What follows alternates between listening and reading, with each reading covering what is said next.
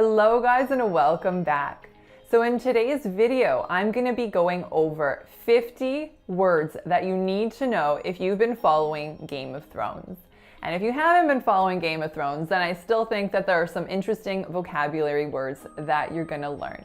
So for each word, I'm going to tell you the definition and how the word is pronounced. So let's get right to it. Our first word is intrigue. Intrigue. And this refers to a secret plan to accomplish something, and usually that something is bad. Next up, we have nuncle. Nuncle. So uncle with the letter N in front, and this means uncle. So it's kind of an older, probably dialectical way of saying uncle. Next up, manacles. Manacles. This means shackles that can be placed around the arms or the legs to constrain someone. So kind of like olden day handcuffs. Next up, tavern. Tavern. This refers to an establishment that's licensed to sell alcohol. Next up, levity. Levity. Now this means humor, or it can mean kind of a lack of seriousness. Next up, clandestine. Clandestine. And this refers to something done in secret.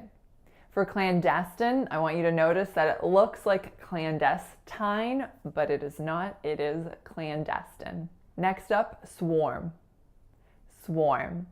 Now this refers to a large group of things either in the air or on the ground. For example, a large swarm of flies. Next up, we have marksman. Marksman. And this means someone who's skilled in shooting. Next up, we have deserter. Deserter. Now this is someone who leaves the armed forces without permission. Next up, we have skewer. Skewer. Now this is like a long piece of wood that is used for holding meat together while it's being roasted. Next up, we have ale. Ale. Now ale is a general name for beer that's made with the top fermenting yeast. Next up, we have cellar. Cellar. Now this is a room that's entirely or partly below ground level, a cellar. Next up, we have crypt.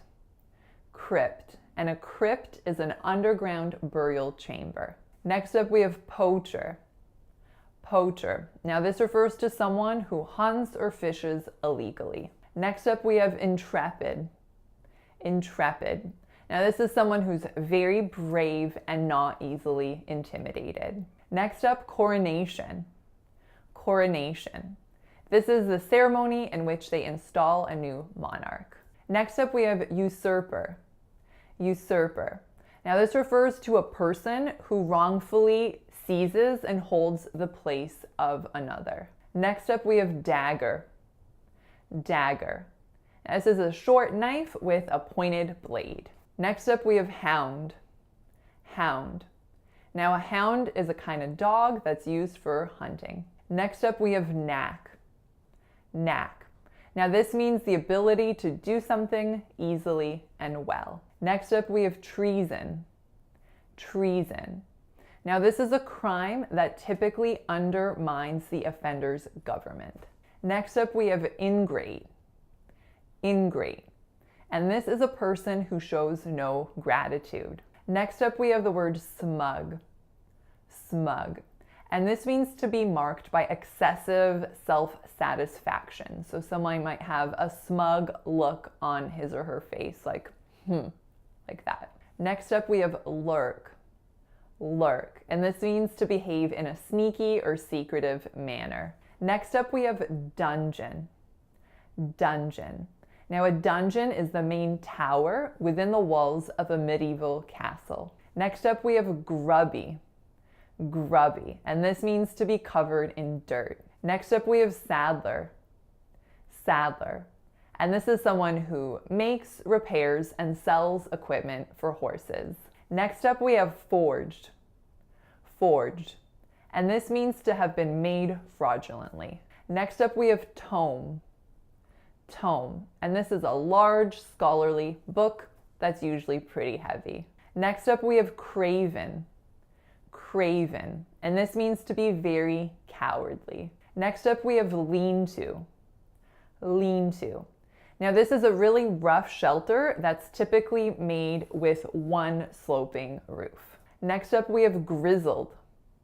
Grizzled. Now this means to have fully or partially gray hair. Next up we have mulled wine. Mulled wine. So this is wine that's been heated up with spices and sugar and sometimes citrus fruits. Next up we have bob. Bob. And a bob is an old British coin. Next up we have dirk. Dirk. Now a dirk is a dagger with a long blade. Next up we have root out. Root out. And this means to destroy completely. Next up we have censer. Censer. And this is a container for burning incense. Next up we have mustachio. Possibly my favorite item on this list. Mustachio is a large, puffy mustache with curly ends. Next up we have bravo. Bravo. Now this is a murderer who usually kills by a surprise attack and who's usually been hired. Next up we have pride. Pride. And this means a group of lions. Next up we have choker. Choker. And this is a type of necklace that fits really tightly around a woman's neck. Next up we have masquerade. Masquerade. And this is a party in which the guests wear masks and costumes. Next up we have cask. Cask. Now this is a large wooden container that holds liquids like wine or water. Next up we have the word knell. Knell. Now this is the sound of a bell that's rung slowly to announce a death. Next up we have milk of the poppy. Milk of the poppy.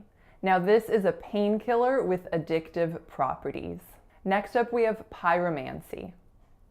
Pyromancy. Now this is divination or telling the future using fire. Next up we have jailer. Jailer. And I included this one even though this is a common word that we still hear today, but I really liked the olden spelling of this one, jailer or a warden. Next up we have trinket. Trinket. And this is a small kind of a knickknack or piece of jewelry. Next up we have enigma.